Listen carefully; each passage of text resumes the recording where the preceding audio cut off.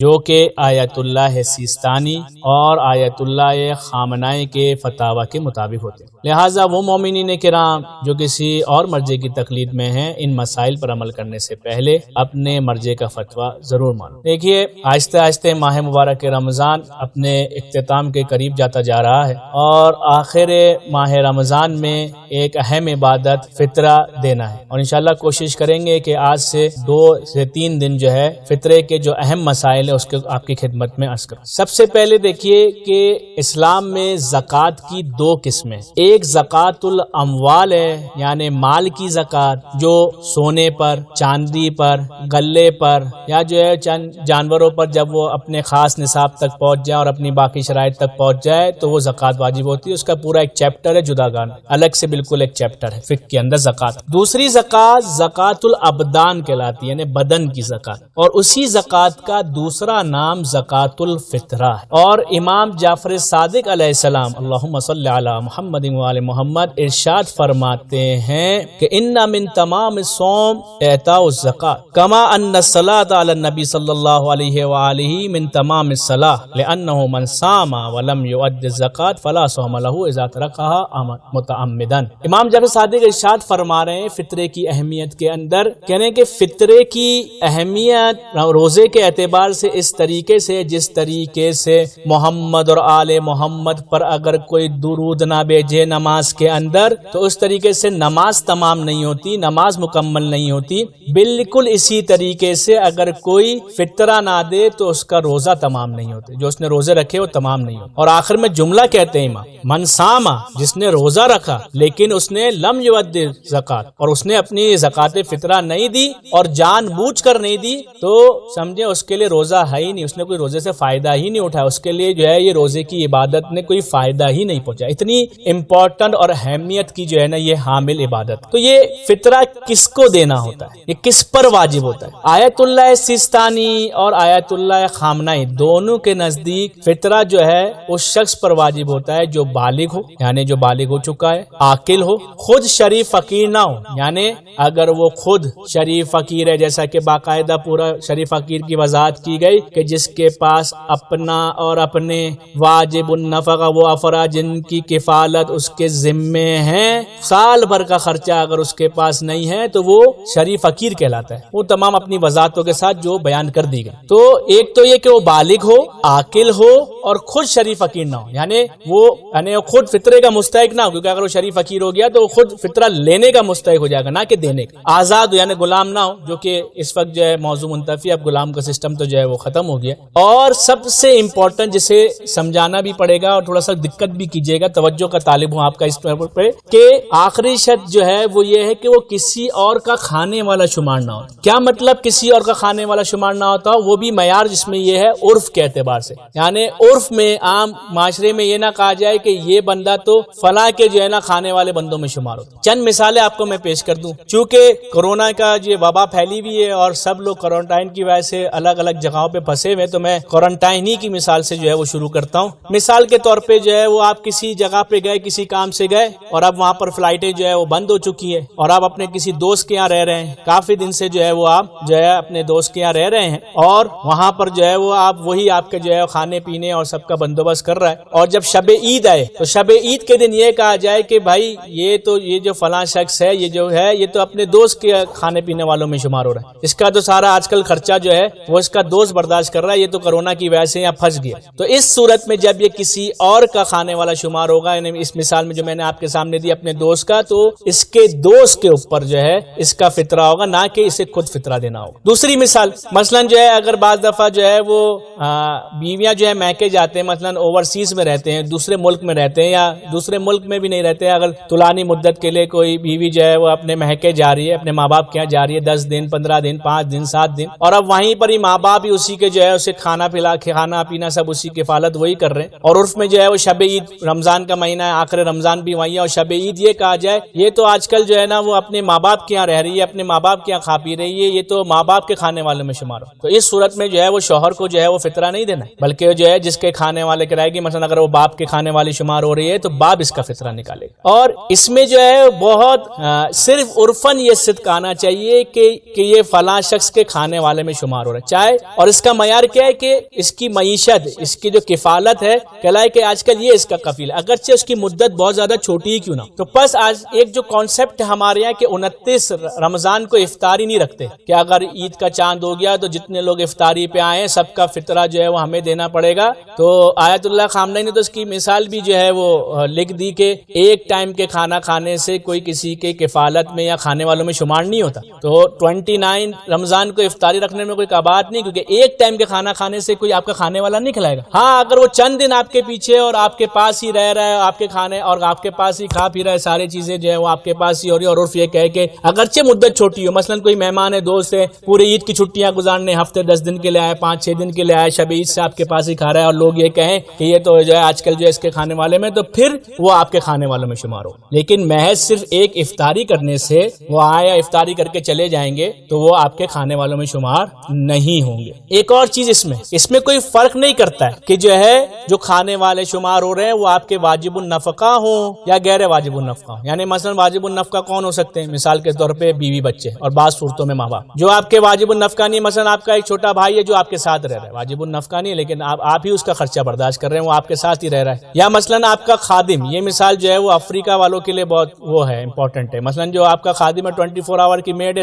وہ سب کچھ کھانا پینا رہنا آپ کے ذمے۔ اور اسی میں ایک اور وضع بھی، یہ بھی فرق نہیں کرتا کہ مسلمان ہو یا کافر، جو شخص نکال رہا ہے اس نے یہ دیکھنا ہے، نکالنے والے نے یہ دیکھنا ہے کہ میرے علاوہ کتنے لوگ ہیں جو میرے کھانے والے شمار ہو۔ تو اس سے فرق نہیں پڑتا ہے کہ جو ہے وہ خود وہ جس کو وہ کاؤنٹ کر رہا ہے وہ خود بھی مسلمان ہو یا کافر ہو۔ مثلا اگر کسی کے گھر میں کوئی کافر میڈ کام کر رہی ہے اور وہ اس کے کھانے والی شمار ہو رہی ہے تو اس کا فطرہ بھی جو ہے اس نے دینا۔ اس سے بھی فرق نہیں پڑتا ہے کہ بڑا ہے یا چھوٹا، اور اس سے بھی فرق نہیں پڑتا ہے کہ نزدیک ہے یا دور۔ مثلا مثال کے طور پہ جو ہے بچہ باہر پڑھنے گیا ہوا ہے، آسٹریلیا گیا ہوا ہے، کینیڈا گیا ہوا ہے، یا دینی تعلیم کے لیے مثلا جو ہے حوزہ قوم یا حوزہ نجف میں پڑھ رہا ہے، اور والدین اس کا خرچہ پورا والدین اس کا خرچہ بھیج رہے ہیں، اور کہلایا جائے کہ پورا ڈیپینڈنٹ اور کفیل جو ہے اس کے والدین ہیں، تو وہ والدین جو پیسے بھیج رہے ہیں، مثلا باپ اس کا خرچہ اٹھا رہا ہے تو باپ کا کھانے والا شمار ہو، اور جو ہے وہ باپ نے اس کا فطرہ نکالا۔ تو خلاصہ کلام کیا نکلا؟ دیکھیے خلاصہ کلام یہ نکلا کہ فطرہ اس شخص نے نکالنا ہے جو بالغ ہو، عاقل ہو، خود شریف فقیر نہ ہو اور آزاد ہو، اور خود کسی اور کا کھانے والا شمار نہ ہو۔ تو اب ایسے شخص پہ فطرہ واجب ہے۔ کس کس کا فطرہ واجب ہے؟ خود اپنا فطرہ نکالنا ہے اس نے،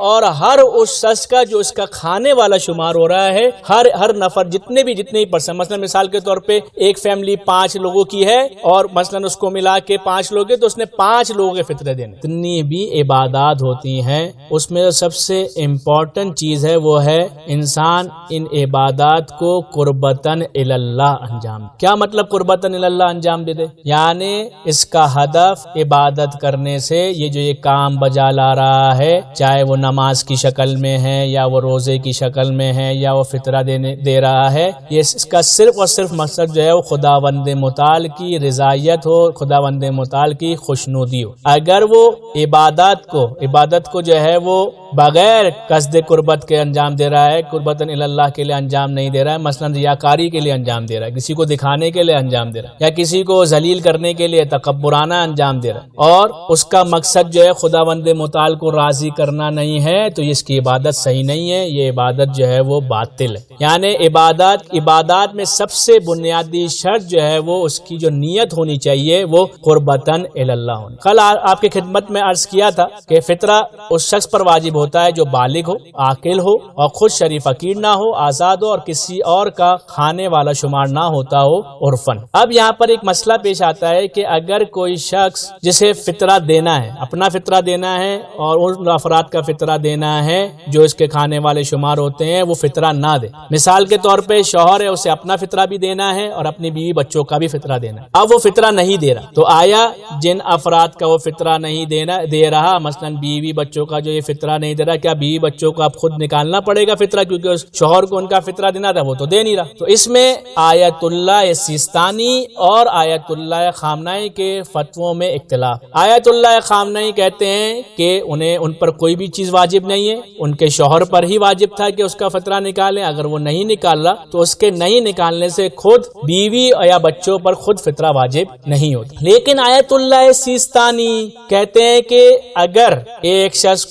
کا فطرہ کسی اور شخص پہ تھا اور وہ اس کا فطرہ نہیں نکال رہا تو احتیاط واجب کی بنا پر اگر اس میں شرائط فطرہ دینے کی شرائط موجود ہے تو اسے اپنا فطرہ نکالنا پڑے۔ کیا مطلب اس کے اندر شرائط موجود ہے؟ مثلا خود بالغ ہے، عاقل ہے اور شریف فقیر نہیں ہے، یعنی وہ خود اپنا فطرہ نکال سکتا ہے، تو اس صورت میں جب اس کا فطرہ کسی اور پر تھا اور اب وہ نہیں دے رہا تو پھر جو ہے وہ اسے دینا پڑے گا۔ یعنی ہماری مثال میں اگر شوہر جو ہے وہ فطرہ نہیں دے رہا اور بیوی جو ہے بالغ بھی ہے، عاقل بھی ہے اور شریف فقیر بھی نہیں ہے، ورنہ اس کے پاس اتنے پیسے ہیں کہ وہ اپنا فطرہ دے سکتی ہے، اگرچہ کہ ذمہ داری شوہر کی تھی، اب شوہر جو ہے وہ اپنی ذمہ داری کو ادا نہیں کر رہا ہے اور فطرہ نہیں دے رہا ہے، تو آیت اللہ سیستانی کے نزدیک احتیاط واجب کی بنا پر خود بیوی اپنا جو ہے وہ فطرہ نکالے۔ اور ایک اور شک آیت اللہ سیستانی بیان کرتے ہیں کہ اگر کوئی مالدار شخص کھانے والا شمار ہو گیا فقیر کا، وہ جس کے پاس نہیں ہے پیسے، کسی بھی وجہ سے کوئی ایسی سچویشن پیش آ گئی